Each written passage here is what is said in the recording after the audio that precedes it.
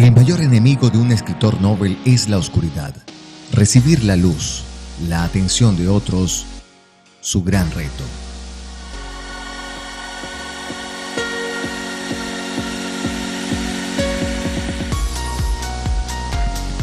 Hola, ¿cómo están? Mi nombre es Carlos Morejón, soy venezolano, voiceover, locutor, creativo, y en esta oportunidad me detuve para leer de una escritora, creadora y mexicana apasionada por la ciencia ficción.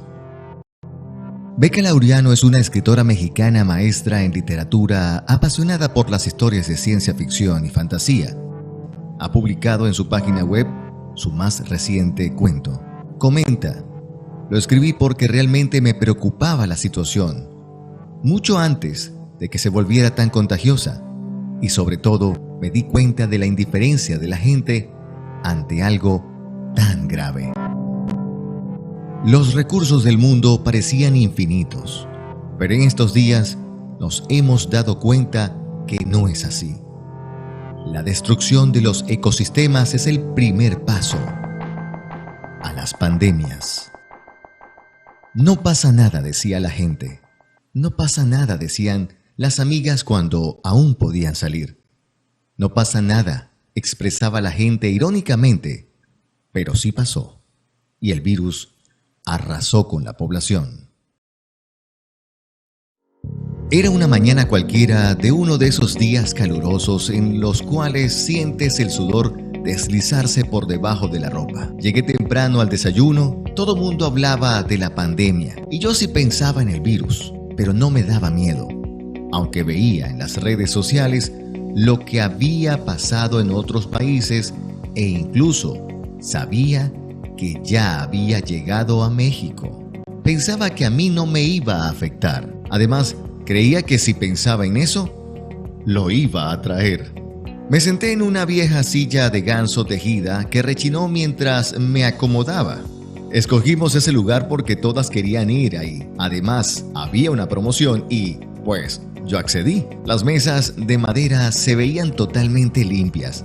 Las servilletas y cubiertos estaban frente a mí de una manera burda, colocadas en un vaso grande de metal, al lado de un arreglo floral artificial lleno de polvo. Detrás de mí había una mesa llena. Parecía que celebraban un cumpleaños y pensé que seguro eran trabajadores de alguna oficina, porque todos tenían la misma camisa azul. Al poco tiempo llegó un muchacho. Como el negocio era familiar, deduje que era el hijo menor. Por su juventud e inexperiencia, le pedí un café de olla, que es una de las cosas que me fascina de mi país. Después de unos minutos, lo trajo. Cuando disfrutaba el primer sorbo, entraron dos de mis amigas. Sus risas irradiaban energía. Cuando las conocí, no me imaginaba que detrás de esas expresiones habían problemas. Claro, yo también los tenía. Sin embargo, los tomábamos de manera filosófica o a la mexicana, con sabor e ironía. Minutos más tarde, llegaron todas, algunas bien arregladas. Mientras pedían su café, la plática inició y las veía reírse. Siempre decían que yo era callada, pero omitía mi opinión. Yo decía lo que realmente pensaba y eso a la gente no le gustaba. Y a pesar de que en apariencia no me gustaba estar rodeada de personas, de verdad me encantaba observar y escuchar las conversaciones, aunque permaneciera en silencio. Entre el desfile de enchiladas verdes, huevos a la mexicana, chilaquiles rojos con frijoles refritos y totopos, jugo de naranja y fruta, la conversación tomaba vuelo. Empezaron con temas diversos como el CrossFit, que estaba de moda. Yo era parte de ese grupo. Me encantaba entrenar. Me hacía sentir fuerte y a veces indestructible. En ocasiones cargaba más peso que mis compañeras y en otras ellas me ganaban. Pero no tenía duda de que era mi pasión. Luego los chismes hicieron su aparición. Algunos me daban risa, otros no. Y sobre todo la recuerdo a ella. A mi amiga, era la más preocupada por ese virus. Era a ella la que traía todo un botiquín completo de gel antibacterial, toallas con alcohol. Ella que no deseaba saludarnos de un beso y todas la molestábamos, la abrazábamos. Si hubiera sabido lo que venía, si tan solo, pero no lo hice. Pensé que no iba a ser tan grave. La conversación del virus inició y recuerdo haberles dicho que no se iba a poner feo, que no tenían que pensar en eso. A ella le decía: tú, que tanto te cuidas, te vas a contagiar. La ironía apareció, nos reímos mucho de sus cuidados e hicimos chistes. Al final nos despedimos como era nuestra costumbre, con abrazos y besos. Los siguientes días fueron muy normales y como no puedo ver la tele ni las redes sociales en mi trabajo, no me mantenía informada. De repente, mis grupos de WhatsApp enviaban información, pero no hacía mucho caso. La realidad es que me daba hueva leer tantos mensajes. A veces me llegaban 46, era demasiado. Esa semana salí a un bar con unos compañeros de trabajo. Me burlaba de cómo la gente entró en pánico.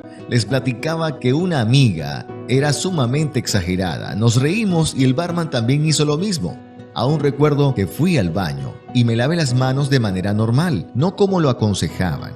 Nos despedimos y para mí fue otra noche exitosa. Llegué a casa, me puse la pijama y me dormí. La siguiente semana se hablaba de cuarentena. Me dio tanta risa porque la gente compraba cosas esenciales como papel de baño. Al llegar al café, mi amiga me comentó: es que quieren morir con el culo bien limpio. Me morí de risa.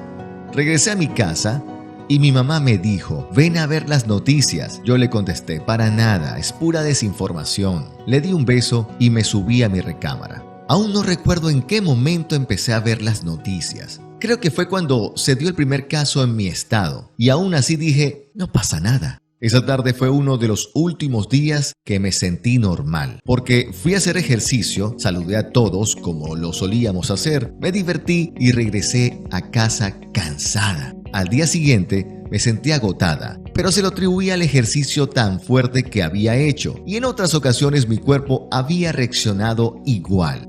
Así que salí a trabajar, como de costumbre, saludé a todos. Recuerdo que en la tarde mis ánimos estaban mejor. Para ese momento, las precauciones eran estar en casa, pero no lo hice, aunque podía.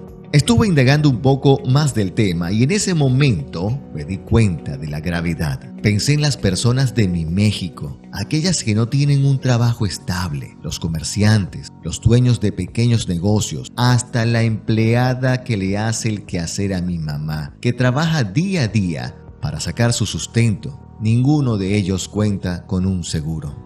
Un video que me hizo estremecer fue el de un adulto de 35 años relatando su estado de cuarentena, ya que él y su hermana habían dado positivo al virus. Ella había muerto y no la podía sacar de casa, ni darle un entierro justo, porque las autoridades no lo permitían. Otro testimonio de una mujer de España decía que tenían que hacer filas largas para comprar alimentos, cosas de limpieza y que las escuelas habían cerrado. El miedo y el terror se podía apreciar en su escrito. No podía dejar de pensar en sus palabras. Nosotros vimos lo que pasó en otros países y no hicimos nada. Queríamos continuar viviendo igual. Y ahora los muertos en otros países aumentaban mientras otros salían de la pandemia. Con su impresionante organización, pensaba que esa planificación no la tenemos en México. Otra vez, mi corazón palpitó tan rápido porque no sabía lo que estaba por venir, aunque para mí fue tarde. A la mañana siguiente me sentí tan cansada que dormí casi todo el día. Por supuesto, mi mamá se preocupó, me tomó la temperatura y no fue sorpresa. Estaba enferma. Fuimos al hospital, deseaba llorar, mi estómago se contraía y pensé: ¿qué fue lo que hice? Entramos y había tanta gente sentada tosiendo.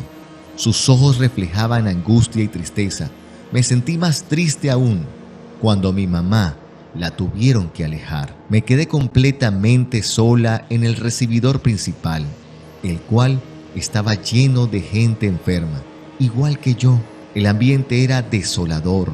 Algunos estaban más graves que otros. Algunos estaban en camas provisionales, tosían, inhalaban con dificultad y fue cuando entendí esa frase que tenemos: no pasa nada, pero sí pasa. Tanta gente que tenía el mismo pensamiento que yo y en ese momento me encontraba sin mi familia. Me quedé en el hospital porque llegué con temperatura alta. Lo que más me preocupaba eran mis padres. Yo nunca pensé en ellos y no sabía si estaban infectados. Aunque logré comunicarme con ellos, no sabían si tenían el virus, ya que solo les hicieron unas preguntas. Jamás le realizaron la prueba y me sentí aterrorizada. Pasaron 2 días y estaba cada vez peor. Mientras nos cambiaron a un hotel que habían convertido en un hospital provisional, las enfermeras y enfermeros estaban haciendo todo lo posible para contener la enfermedad, pero éramos demasiados. Me puse a leer un artículo de la revista Virtual Público, cuyo título era La destrucción de los ecosistemas, el primer paso a las pandemias. Decía que al acabar con nuestros ecosistemas, se reduce el número de especies y la biodiversidad.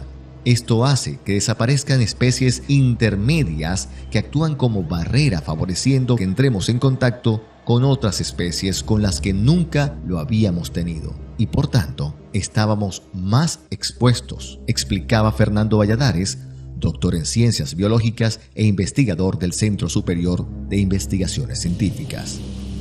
¿Hasta cuándo?, me repetí a mí misma.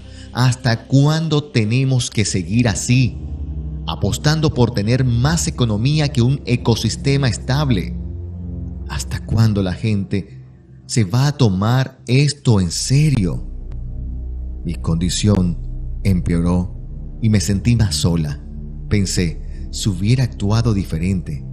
Yo no era rica, no me iba de viaje, pero toqué algo. Me contagió alguien. Yo que decía, no pasa nada. Yo que salía, yo que pensaba que no me iba a enfermar, ahora estoy aquí viendo el techo, nada más. No podía ver a mi familia. No supe qué pasó con ellos. Los doctores y enfermeros estaban rebasados y no me podían ayudar. Deseaba estar en casa. Deseaba salir a mi patio. Deseaba hablar con mi mejor amiga. Deseaba hacer tantas cosas, pero no podía, porque me encontraba postrada en una cama, porque aunque mi mente deseaba hacer todo, mi cuerpo decía que no. Entonces respiré. Entonces deseaba respirar. Entonces dejé de respirar y ahora los veo desde el cielo. Probablemente ella esté en el cielo. Los humanos hablan de un alma y creían que había un Dios. Tal vez todo eso era verdad y tuvo un final feliz. Pero los humanos se extinguieron. Después de la primera pandemia, no cambiaron en nada sus costumbres, no tomaron precauciones, no sirvió de nada y al paso de los años siguieron igual. La tierra sufría, los animales sufrían, los humanos sufrían y llegaron virus que no pudieron controlar. Yo solo observaba desde un lugar seguro, la computadora, y cambié y evolucioné.